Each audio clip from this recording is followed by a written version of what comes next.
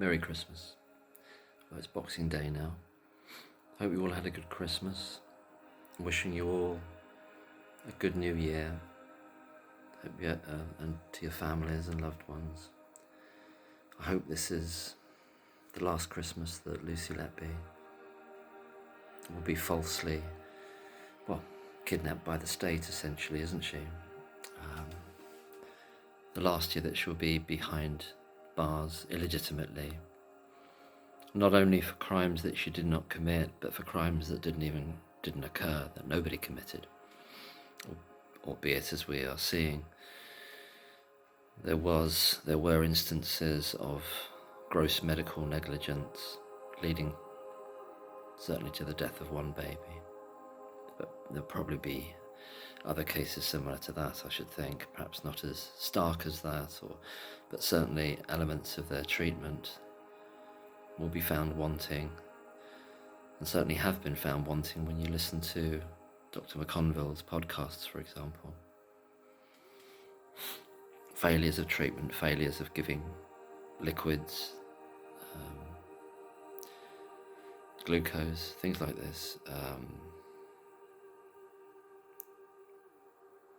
It's been a strange day. I had a lovely visit from my dearest friend, but there was another difficulty that happened, not to do with us.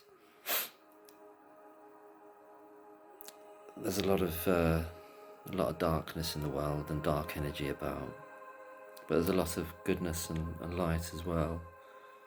And if you can hear that music in the background, it's just some nice music I listen to do with Archangel Michel, and I've been forgetting to try to invoke him as a protective spirit, Archangel Michel, and I wish to invoke him as well for all loved ones, and to Lucy Letby, that she's protected where she is, and that there are good people around her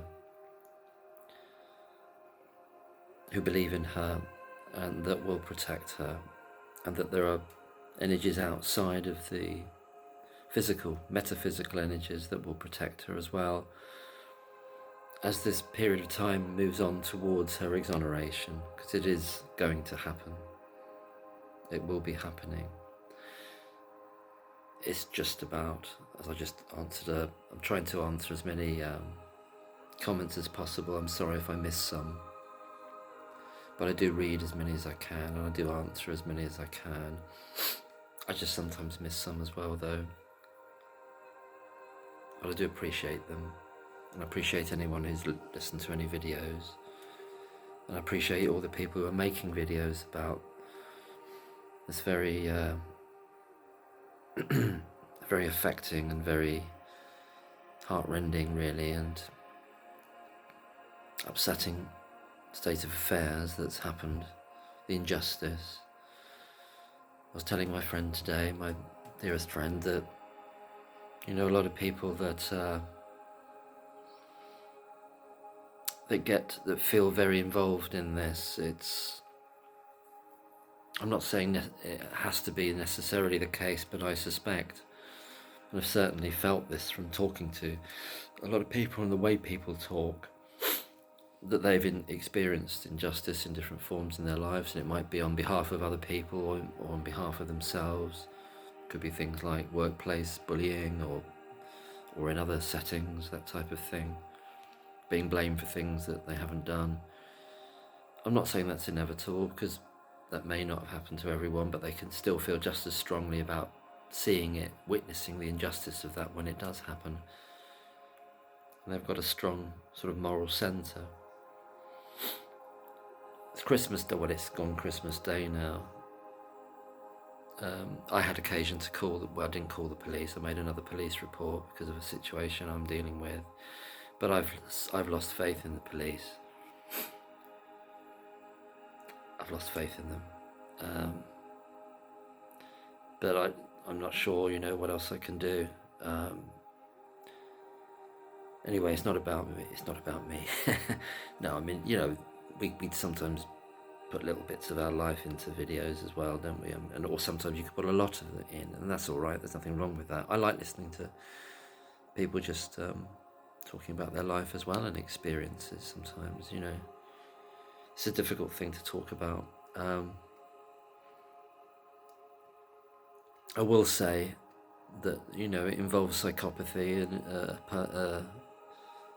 psychopath, I believe, and I think there's elements of psychopathy, or whether it's that or another personality disorder, however you want to cut it or measure it or describe it, involved in the injustice against Lucy Letby, or the profound crime against her, actually.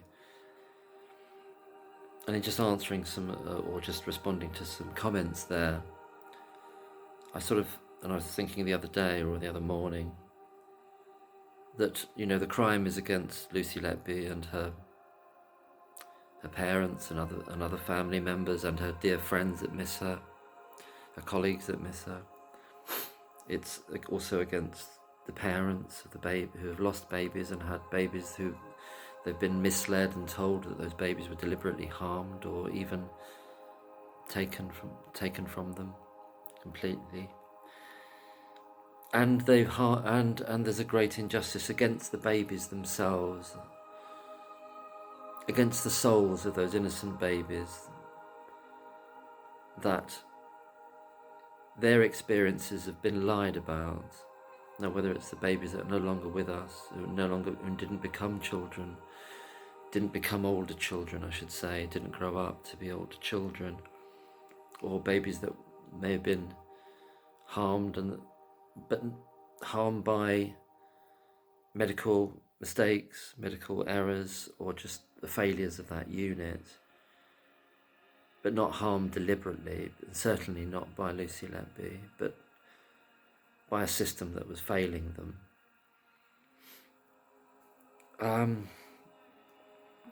Their experiences, however brief they were on this earth, those souls, they've been lied about.